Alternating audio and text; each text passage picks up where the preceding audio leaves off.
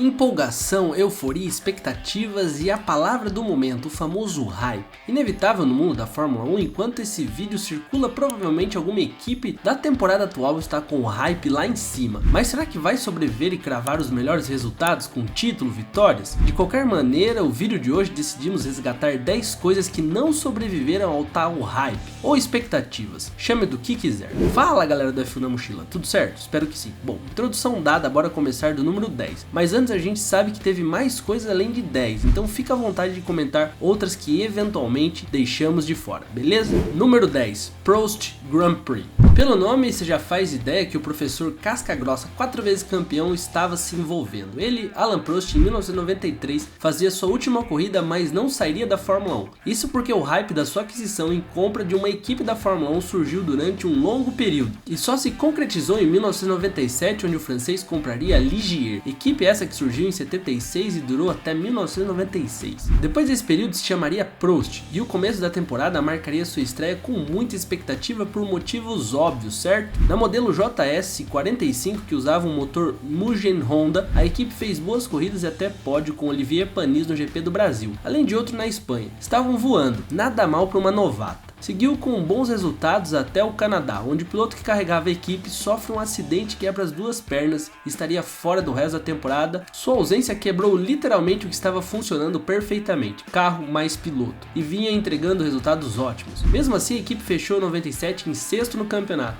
e ainda tinha esperanças para o próximo ano de fazer ainda mais bonito. Porém não foi bem assim. Em 98 o carro praticamente novo, além de um novo fornecedor de motor, a Peugeot, na modelo AP01, modelo feito em casa pela equipe, mas a partir dali foi ladeira abaixo, já que Prost ficou menos presente na equipe e a troca de motor culminou em resultados abaixo do primeiro ano, e nos 3 anos sequentes corridas medianas. Muitas vezes o carro não chegava ao final de uma prova, lutando com confiabilidade do carro, resultando em um final amargo em 2001, já na modelo AP04, que contou com vários pilotos, um deles Luciano Burti, além de outros 4 naquele ano. Triste fim para a equipe do professor, que até hoje comenta que foi um dos seus maiores erros na carreira dentro da Fórmula 1.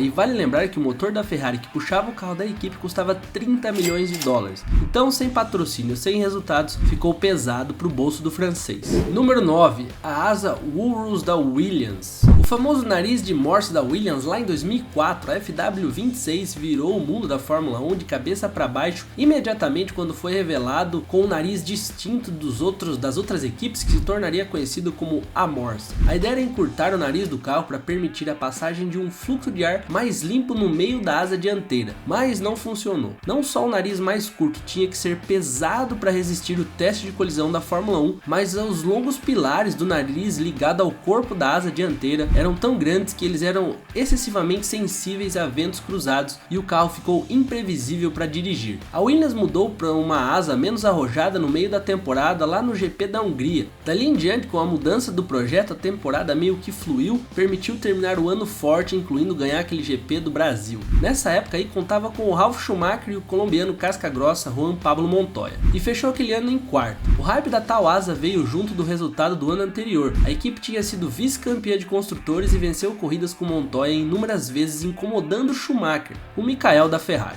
Então muita gente criou aquela expectativa, uma pena que erraram na tal asa dianteira, os embates foram quase zero. Número 8, Irvine na Jaguar. Depois de anos passados como suplente de Michael Schumacher na Ferrari, quase ganhando o campeonato lá em 99, quando o alemão quebrou a perna, Ed Irvine partiu para se tornar o líder da equipe por merecimento em 2000. A Ford, que na época injetou uma quantia absurda de dinheiro na Stewart, um ano antes, no papel afirmava que seria uma grande parceria e possível sucesso, mas não foi bem isso. Isso porque em 2000 a então nova equipe Jaguar mais Ed Irvine podiam trazer alegrias, mas foi um pouco diferente. Na verdade foi um desastre. Isso porque, segundo o próprio Ed, a mão de obra qualificada não era tão qualificada assim nos bastidores, e a construção do carro, somado à péssima gestão de pessoas dentro da equipe, não deu muito certo. Depois de certos anos lucrativos nas mãos de Ed, que tinha inclusive marcado presença em 2 pódios, ele deu adeus à equipe sem chegar perto da expectativa que foi criada. Número 7, Montoya na McLaren. Bom galera, esse período eu me lembro bem, inclusive criei expectativa junto. Primeiro, Montoya dispensa comentários, um dos pilotos mais bad boys que já passou pela Fórmula 1 e deu trabalho em diversas ocasiões para o heptacampeão Schumacher. Além disso, pilotava demais, era um monstro. Piloto que começou na Williams em 2001 e seguiu fazendo bonito em diversas ocasiões, e vale lembrar que o carro era a terceira e algumas temporadas a segunda força do grid, perdendo apenas para aquela Ferrari dominante do alemão. Porém, Montoya rivalizou e chamou a atenção da McLaren em 2003, assinando com a equipe de Ron Dennis por detrás dos panos, mas que seria piloto mesmo só da temporada de 2005, naquela modelo MP420. Obviamente que o espírito selvagem de Montoya foi questionado na época se encaixaria na icônica equipe, porém Ron Dennis segurou e bancou. Vale lembrar que o colombiano demorou para se adaptar ao carro no primeiro ano e teve problemas extra Fórmula 1, se machucando praticando outros esportes. Na primeira metade da temporada o desempenho abaixo, na segunda metade venceu 3 corridas e amenizou o prejuízo do hype, e aí todo mundo achou que ele brigaria pelo título em 2006, mas aí a dona McLaren não entregou um carro competitivo e ele conseguiu apenas um segundo lugar no GP de Mônaco, foi o máximo. Faltando 8 corridas para o final da temporada, Montoya e Ron Dennis decidiram cortar a relação e Montoya acabou indo diretamente para a NASCAR, abandonando a Fórmula 1 sem olhar para trás. E sem dúvidas um final melancólico, passou longe demais do hype criado. Número 6, Renault e seu exaustor avançado. Bom, se em 2010 Adrian Newey mais uma vez mostrava genialidade em desenvolver o chamado Exhausting Blowing na modelo RB6, aquele escape lateral que saía do motor pela lateral do carro direcionando o ar quente para trás. O diretor técnico da Renault, James Allison, na época quis inovar ainda mais o que o gênio da Red Bull já tinha feito, criando um sistema de exaustão semelhante, mas em direção contrária. Ao invés de soprar o ar quente para trás do carro, eles colocaram a saída do dispositivo em direção contrária, praticamente na frente dos side pods. A princípio soava como uma jogada de gênio e até que rendeu resultados, uma vez que realmente no fim das contas gerava mais aderência para o carro. Porém, 2 fatores iam ao desencontro da inovação. Primeiro, que os pneus para a temperatura foram mudados. A Pirelli fez pneus com compostos diferentes,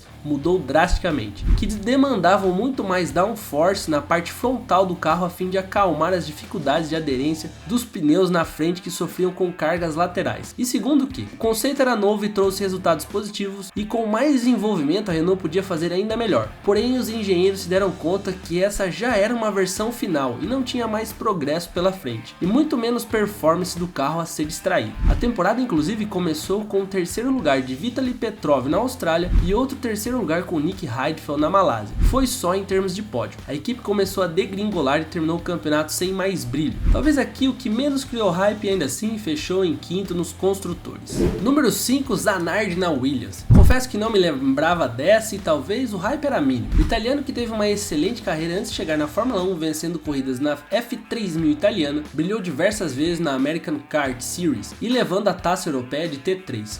Fez por merecer uma chance na Fórmula 1 e ela veio em 1991 com um certo superstar atrelado ao seu nome. Alguns anos mais tarde, com indas e vindas na Fórmula 1, em 99 ele cai na equipe Williams na modelo FW21 com cores, digamos, não Williams. O carro, que foi supervisionado por Patrick Head e possuía motor Supertech V10, que ainda era resquícios de um motor Renault, fez com que talvez a volta triunfal de Zanardi fosse por água abaixo. Com um contrato de 3 anos, ele estaria no caminho de pegar a revolução da equipe, que se associou em 2000 com a BMW e se tornaria BMW Williams. Isso porque seu contrato foi terminado antes devido à falta de pontos marcados, 0, durante aquele ano. E mais ainda, pagou o preço de nunca mais voltar à Fórmula 1, já que seu desempenho, somado a problemas de confiabilidade do carro, culminaram na sua saída do esporte. Zanardi ainda sofreu um acidente gravíssimo na IndyCar um ano depois, onde perderia as pernas, e no mais puro desejo de vencer de novo, se tornaria um atleta olímpico e nas Paralimpíadas de 2012 levou a medalha de ouro na bicicleta de mão.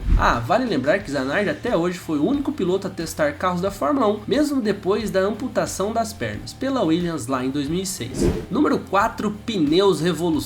Bom, quem aí se lembra daquela corrida maluca do Canadá de 2010? Inclusive podemos fazer um vídeo sobre, comenta aí se caso você não lembra. A superfície do circuito de Montreal naquele ano causou um turbilhão de reviravoltas durante a corrida. Isso porque os duráveis pneus Bridgestone não estavam nem sequer perto de resistir a não mais do que 10 voltas, criando uma corrida caótica em termos de pit stop e estratégias durante toda a corrida que ninguém tinha noção de quem iria vencer. Tão doida que Sebastian Buemi na Toro Rosso liderou por uma volta. Isso porque 4 titãs disputavam a vitória dessa corrida: Hamilton, Alonso, Button e Vettel, e no fim das contas, depois de tanta troca de posição e disputas roda a roda, Lewis Hamilton levou a melhor. Porém essa confusão no bom sentido, já que criou todo um ambiente de troca de posições e disputas roda a roda com estratégias de boxe, a Pirelli, que seria a nova fornecedora de pneus nos anos seguintes, foi orientada pela própria Fórmula 1 de criar pneus frágeis, entre aspas aí. Pneus que causassem a mesma degradação a fim de criar mais estratégias e mudar a dinâmica das corridas em diferentes aspectos, e recriar de forma quase que igual à corrida do Canadá em outros circuitos. Porém galera, ninguém é bobo na Fórmula 1, as principais equipes agiram rápido e aprenderam a lidar com os pneus, inclusive em controlar o ritmo dos pilotos a fim de completar a distância de voltas ideais antes de um pit stop, e aí todo domingo se resumia a conservação de pneus. Outro fator que fez esse hype dos pneus não sobreviver foi exatamente o calor excessivo da borracha contra o asfalto, fazendo que as batalhas roda a roda por longas voltas fossem minimizados. Inclusive esse problema de degradação de pneus perpetua até hoje em pleno 2022.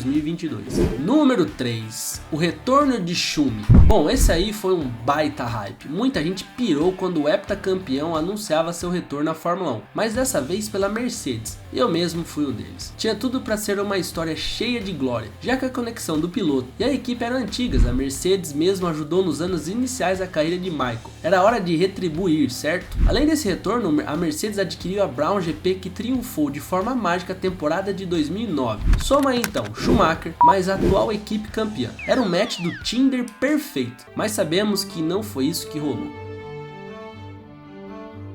A Mercedes de início não era candidata a títulos. Schumi, na casa dos 40, não estava mais em seu auge, sendo superado por Rosberg durante esse período. Schumi guardou na manga apenas 2 momentos de brilho que nos fez relembrar tempos de outrora. Sua volta mágica em Mônaco, cravando pole, mesmo com a punição impedindo de largar em primeiro, e um pódio no GP da Europa, dividindo o pódio ali com Alonso e Kimi. Tava pesado esse pódio aí ou não? Bom, Schumi marcou seu último número expressivo de 155 pódios na carreira e daria adeus de vez à Fórmula 1 em 2012, deixando a Fórmula 1 para sempre. E o grande hype, ver mais uma vez o alemão vencer uma corrida, nunca veio, uma pena. Vale lembrar que Lewis Hamilton substituiu o alemão, e aí o resto é história e talvez um exemplo de bom hype. Número 2, McLaren e Honda. Já dizia o homem.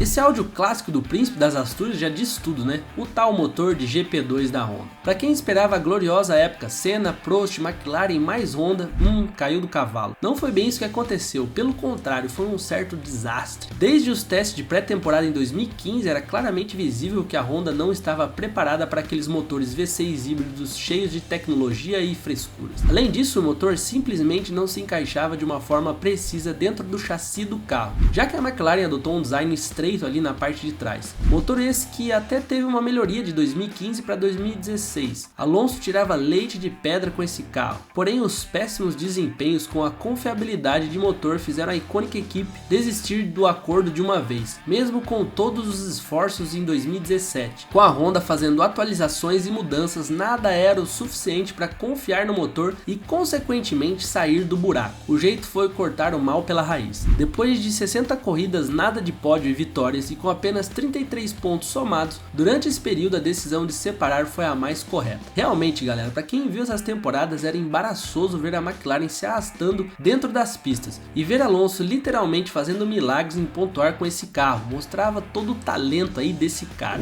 Bom, mas enfim chegamos a tal número 1, a BAR. A British American Racing, ou a famosa BAR, chegou em 99 com a modelo PR01. Tinha já fundações da Tyrrell e foi criada por Craig Pollock e Jacques Villeneuve, e com apoio financeiro alto, chegaria com muita expectativa. A BAR Supertech e os caras estavam sonhando alto, ou seja, com um piloto experiente, otimismo à flor da pele e grana de gigante empresa de tabaco, nada poderia dar errado. Mas adivinha, carro esse que tinha esse motor que não era lá essas coisas, um Renault V10 com 2 anos atrás em termos de desenvolvimento, e passou batido no primeiro ano. O carro em si não era tão ruim, mas era horrivelmente confiável em termos de motor. A BAR ainda que deixou o pessoal maluco na época, que apresentou 2 carros livery diferentes, o que não era permitido. Já em 2000, o icônico carro branco com patrocínio Luke Strike veio à tona na modelo BAR 001, que tentava sempre correr com patrocínios diferentes e a FIA rejeitava. Mas o que pegava mesmo era politicagem dentro da equipe.